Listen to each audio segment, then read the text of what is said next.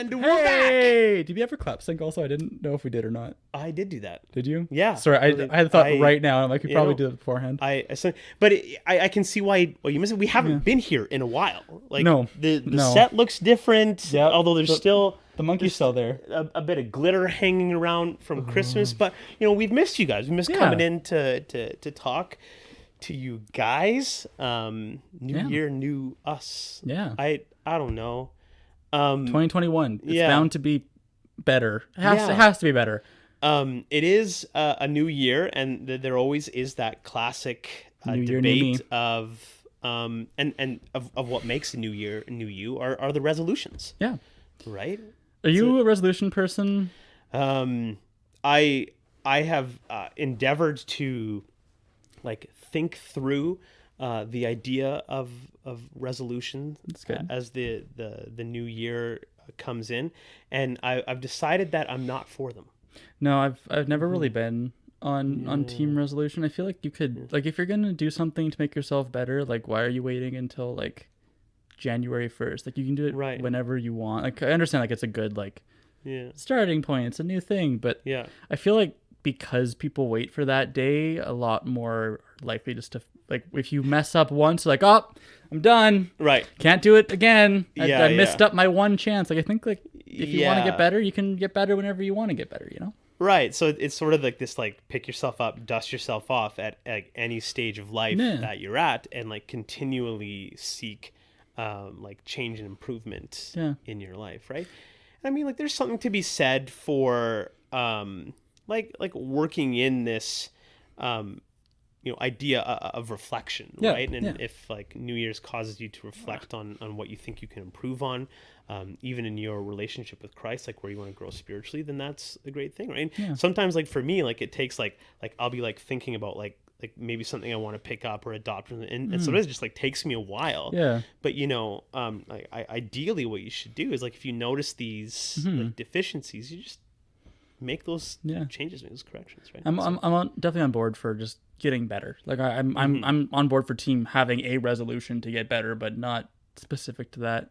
I also find that they're also vague. Not all, but a lot of them are I'm going to eat healthier. Right. I'm going to go to the gym more. But how do you define that? I'm going to have one more apple every 14 days, or am I going to look at the gym every once in a while? There's a principle behind goal setting, and it's the acronym SMART. SMART goals. Yes. Was it set goals, right? That make sure that they're measurable.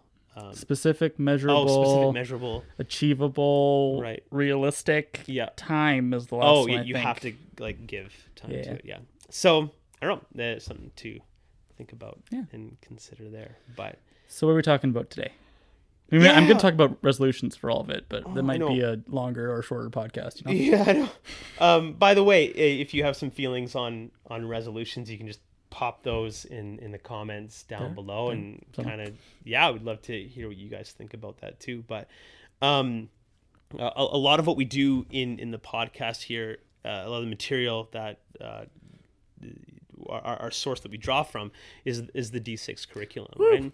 And we've taken a break over the holidays, as kind of most ministries do in youth ministry. And but some of the ones that we missed were the lessons on truth. Yeah, there was a lot of them too. There was 3 in a row that were all just focused on truth. Yeah, so it's a pretty big deal. And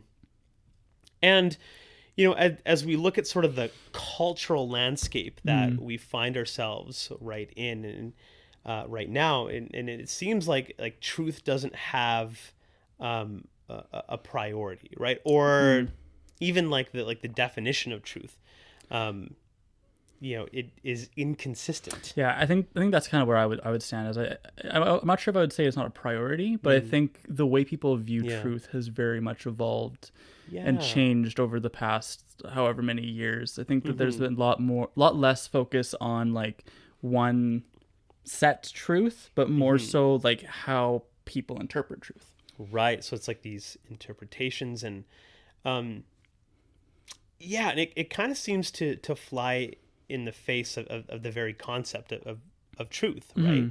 Of something that, no matter how you look at it, isn't going to change. Right. And, a lot of times, like how that's kind of derived nowadays is like kind of like how, behaving or approaching something makes me feel. Right. And I remember sitting, like, we've done Alpha before, and, we're trying to look at kind of like the underpinnings of the foundation of the Christian worldview. Right. And I remember the Edmonton rep sitting down with him, and he had gone through like a whole bunch of these and done these courses with a whole bunch of people.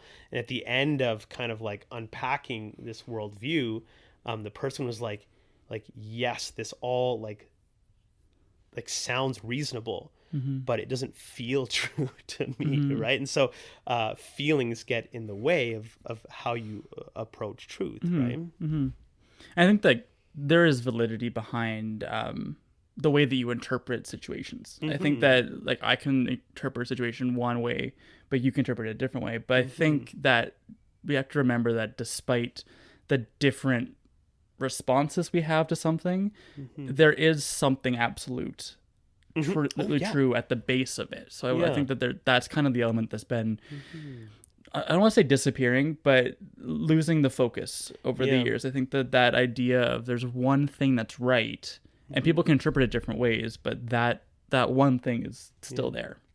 And one of the ways that we characterize our generation, or what we're living in, is a lot of people call it the age of information. You have Twitter and TikTok and Google and Wikipedia and news outlets and your friends at school and your parents and your family, and like there's a lot of sources, commercials. There's a lot of information coming at you from all these different streams, and not all of them agree on what is true, or a perspective on what is true. So there's all this kind of information coming at you, but not every stream of it is delivering the truth, and rather sort of like a differing perspective, right?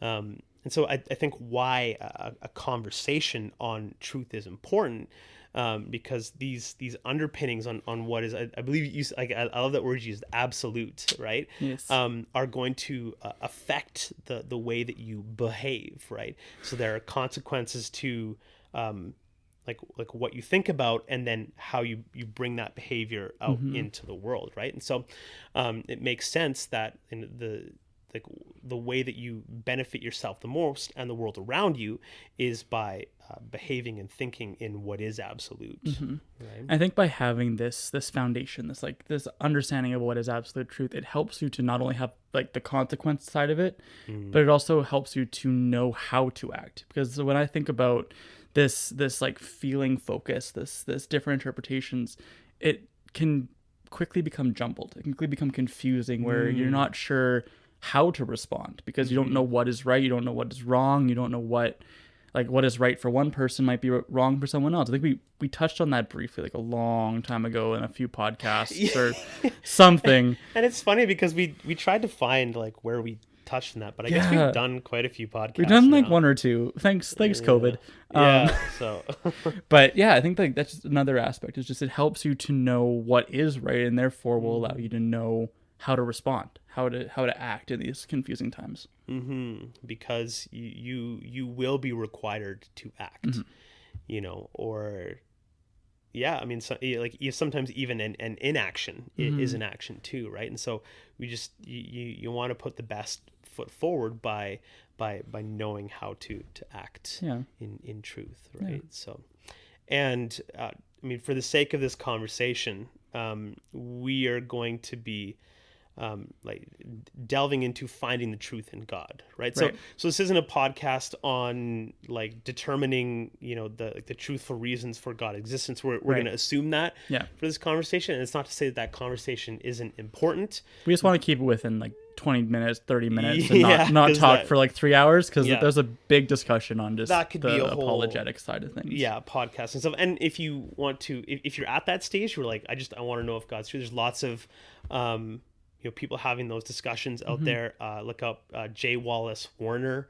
people like Abdu Murray, books by Mark Clark. He wrote The problem of God. You look at Timothy Kellar, he wrote The Reason for God. So there's some resources out there that you can look for if you're looking for reasons as to why God's existence is true. But for the sake of this podcast, and how we're going to kind of direct you towards truth finding, we're going to assume that that's true. And hey, if you want us to have that discussion, like, let us know. We're not sure what you guys are looking for, because I would love to have the discussion too. Just we want to make sure that we can fit it within a quick podcast now. Yeah. All right, so we're talking about truth finding. Yes. In a world where truth gets kind of muddled down and mired. Kind of it can be hard when you have all this information coming at you, and you want to kind of be able to decipher and decide how to act in this world with what is absolutely true, right? So I'm a backpacker. I like to go on road trips. You probably do too, but so the analogy we're kind of working with here is sort of like a pathway to truth, or like a destination to truth, I guess. So we're going to be trying to work within that analogy, but the first place to start, like when you're going like backpacking, or you're going out on a road trip, and unless it's one of those like throw a dart at the map, let's see where you want to go. Generally, when I've done a road trip, it's sort of like we have a destination in mind, right? And that's kind of the first thing, is like what's your destination, right? And I think the first thing in this kind of pathway to truth is understanding like where you want to end up, right?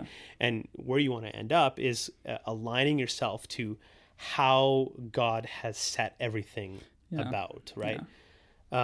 God is the creator of everything that is. That's kind of that's Genesis, right? We've covered that. And so when someone creates something, they set out with a specific normalcy or a pattern in mind, right? And so when you start to live outside of that, then you're not aligning yourself up to what is absolutely true, right? So I think that's kind of like the first step to that, right? And Jesus in John chapter 8, he's talking to about who his disciples are, right? And if they follow his teachings, then they're living that out.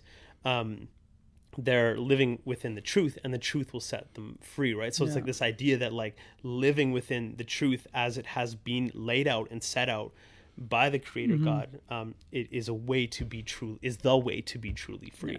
You can bring it. Speaking is hard. I'm not sure if you realize that. Wordsing. But speaking of Jesus, you think about even one of his most famous statements about himself. One of his big I am statements through John is that he says he is the way, the truth, and life. And I think that's a key element of what makes Jesus Jesus. And I think that even just connects back to here as well. So I think that's kind of like one of the key understandings is that if there is a being, God, whom we know, has set everything out, well, it makes sense that you want to live within those set parameters, right? Scripture calls those God's laws, and a lot of times when you're having these sort of debates about the existence of God or even absolute truth, there's this idea of like the moral law or the moral code, and this idea that we have this sense of like injustice and justice, and that you can't have that sense without someone having handed that down to you, and those are those moral absolutes that come from God setting everything about. Right? We were making this podcast idea, and John, think to the whiteboard, we were looking through the D6 curriculum and seeing the ones that we missed, and we just found scripture after scripture after scripture that was talking about how God is the primary source of truth. And we'll throw some of those scripture verses down below, because I don't have the memory on me to be able to pull out all of them from it. I wish that I did. I wish that I could just be able to and here. But I think that that's another element just that proves that the existence of truth is found primarily in God. And because of that, we want to align ourselves as closely as we can with him. So the next step to take when you are like setting out on a pathway or on a journey is to kind of like set your parameters for that journey, right? Like, is there a trail you're following, or is there like a road you're going to go down, right? Then you can start to kind of like ignore all the other roads that, if I'm heading to Toronto, I'm not going to take the Pacific Coast Highway, like 101. You should, see how which it goes. It would be a great highway to go down. Strictly in like road trip, because it's beautiful. You get there eventually somehow. It's not sort of like the way I'm going to get to Toronto, right? I mean, so you can kind of like, like hold on to the pathways and methods that are going to kind of get you to that destination, and kind of ignore the rest. So, so what's kind of like the first kind of like super highway pathway to God's truth? In my opinion, the biggest thing is scripture. I mean, we talked a little bit about how like there's evidence of it being true, but I think that in order to know what is truth, you need to know what is taught in scripture. There's the one verse of all scripture is God breathed, worthy of teaching. Yeah, 2 Timothy 3:16. I always say 2, and I'm always wrong. But yeah, I think that what you need to do first in order to know how to align yourself with God is to know what he's taught, to know what is being expected of us. I guess the best way that I can describe it. Yeah, so God sets the parameters, creates everything, and then things get muddled.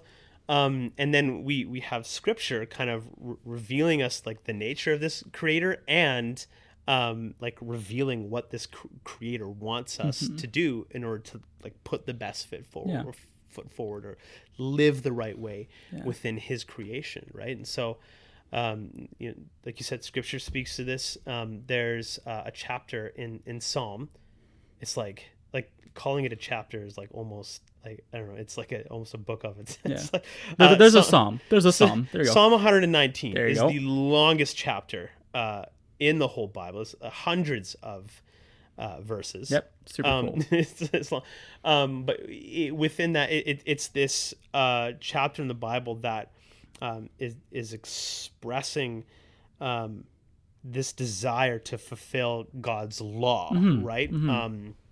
God's words, and within that you see things like your word is true, or your law is true, and all your words are true, right? So I mean, we can think of God's laws not just some sort of like arbitrary being, like making up rules just for the sake of it, but as this like we talked about, as this way to truly thrive in God's creation, right? So scripture, number one, a lot of times we talk about the way that you see the world through a lens that has been created by your environment, perhaps like your upbringing, or things like that. But and that's part of the reason why we can get so many different perspectives, is because people see the world through these lenses, and our goal is to put the lens of scripture in front of our eyes and see the world through that, right? So number one, that's what you're going to want to do. I think that's a good point. Just while we're quickly on here, maybe bring some up. When it comes to scripture is fantastic, but it does not have every situation we're going to go into. There's not a separate book of the Bible for it. Like there is not a how to respond to COVID-19 and know how to react to it. Like there's a lot of stuff that we're going to go through that the people, when the Bible was written, didn't specifically go through. But there are principles you can learn from the situations and through the teachings in scripture that you can apply to it, which I think the concept of a scriptural lens is really good, because we're not supposed to be like, okay, this thing happened to me today at work and it was horrible. Let's see, when did John go through this exact situation? Nothing. When did Moses? Nothing. When did boss fire me for no reason? That's not there. But I think that by having a basis in scripture, by having this lens on, you can apply it to whatever you may be going through.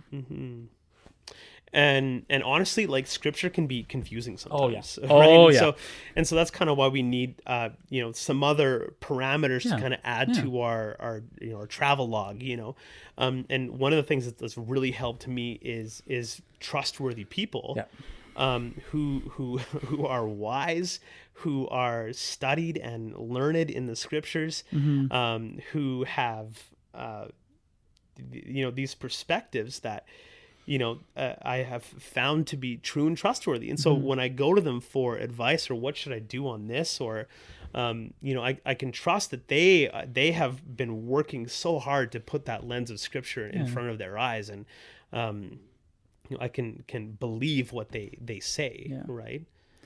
That's a big one for me. I think with those two, is it's important you're also finding like qualified people for it. I think we talked about this one in an old podcast like a long time ago, but this idea of if you're looking to make a quiche really well, you're not going to go and talk to like a barber and they're going to teach you how to make a quiche. Like they might know exactly how it works, but if you're looking for advice for this understanding on truth, find someone who's qualified to give that advice, because you can find trustworthy people that you can feel safe to talk to, but they might not be the best people to ask for advice on how to live according to truth.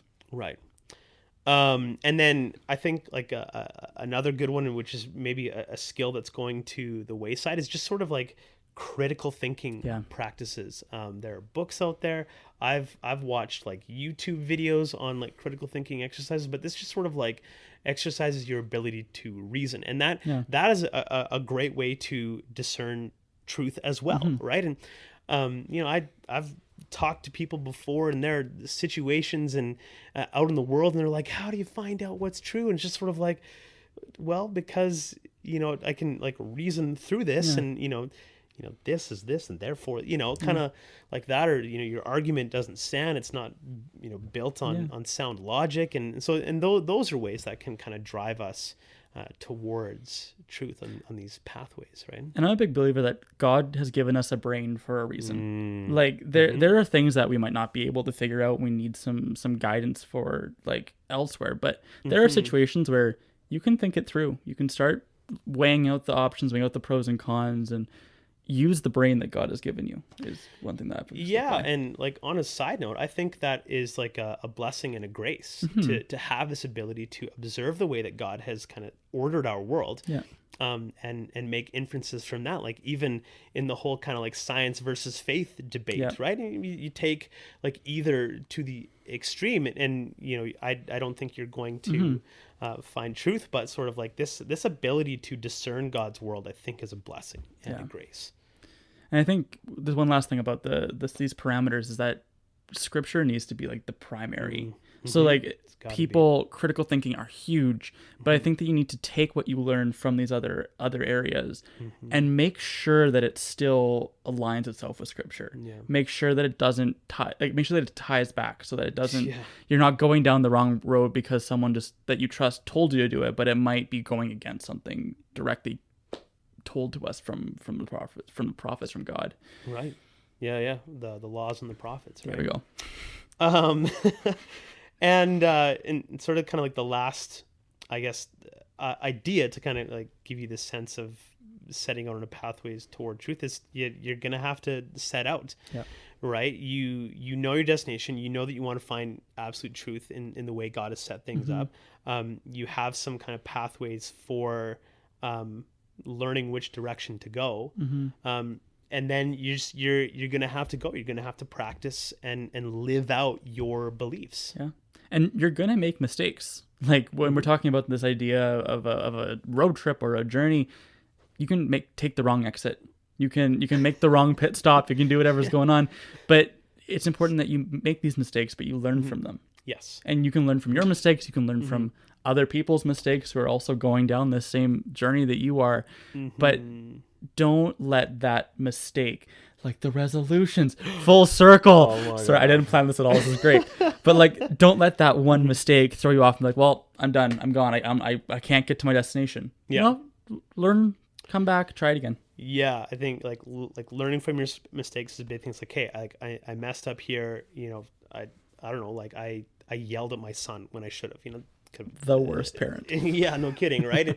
And you kind of reflect on that, and you apologize to your son. You kind of think like, oh, like, hey, I need to exercise more patience in this situation, right? And so, I mean, there's going to be like everyday situations that you come up against that, as you as you start to believe what is true, right, and start to think about what is true in these practices, right, you are going to have to enact on that belief by behaving, interacting with the people around you, and so you're either going to ace it, or I don't know, because we're fallen. I don't know, 9 times out of 10 you're probably going to fail. But that's the beauty of grace, is that you get this chance to like continually move towards God's truest reality that's found in Him, revealed in Scripture, revealed in the person of Jesus, right?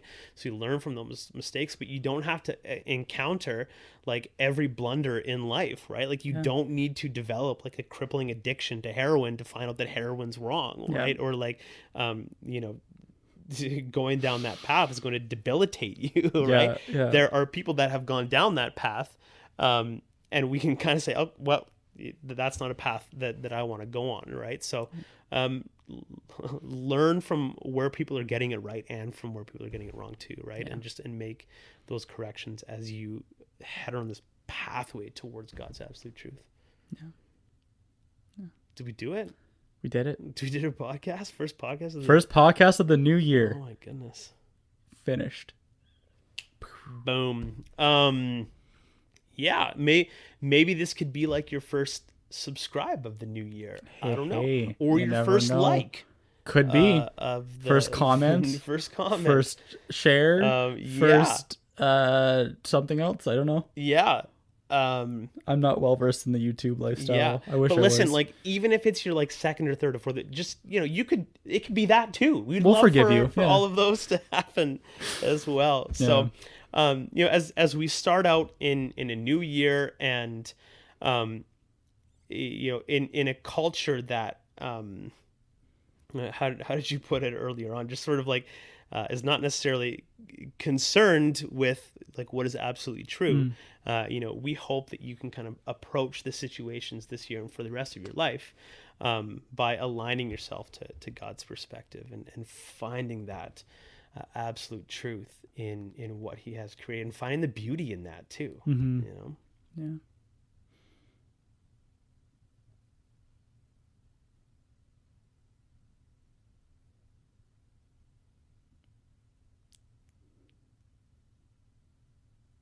Okay, bye. I never know what's going on. Me neither, man. I don't know. Did we do it?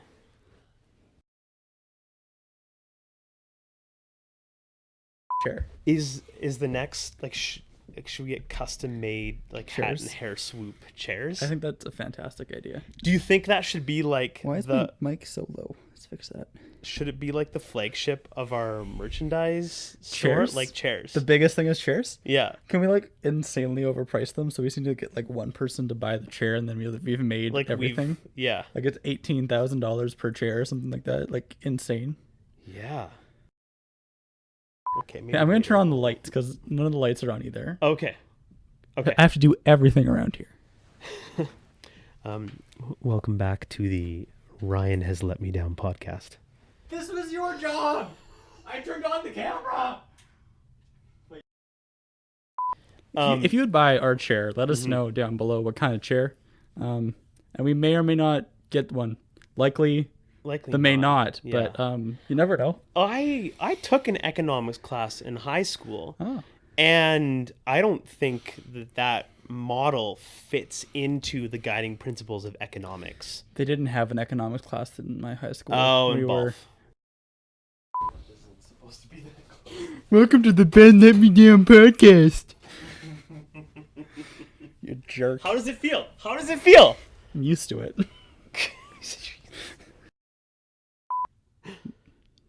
Check out Balf. It's fantastic. I'm a big fan and supporter of it. Is there like a balf.com? I'm sure they've got to be. I don't think so. There's a Balf school website that there used to be. I'm sure that's still there. We'll look that up later. Yeah. Socrates once said. There was a person I went to school with that her big thing was she was like, "Oh, it sounds like someone's throwing up." Like, Wolf. But the kicker was she was from Guelph, which is like the same sound. Yeah. I never understood where that came from. Yeah. But that's a little crazy. deep dive into my history of I feel my like hometown. you're like low key calling her out. You know who you are. You're not watching this podcast, and I know it, but you know who you It's are. gonna get like forwarded to her. I hope so. I'll send it to her. She's like one of my best friends. She's great.